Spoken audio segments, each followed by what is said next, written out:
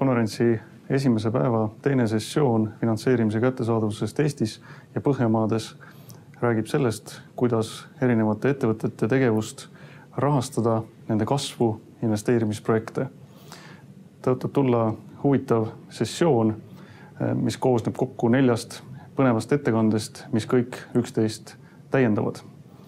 Neist esimene räägib siis sellest, kuidas ettevõtete finantseerimisega olukord täna Eestis on, millised on investorite huvid ja kuidas need langevad kokku ettevõtete vajadustega.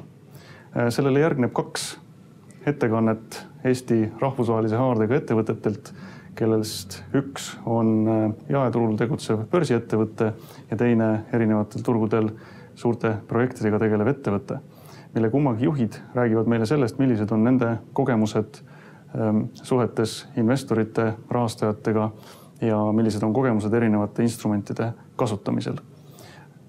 Sessiooni võtab kokku pikaajalise kogemusega investeerimispankur Rootsist, kes räägib riskikapitali projektidest, räägib nendest asjaoludest, mis antud projektide puhul on olnud väga olulised selleks, et need õnnestuksid.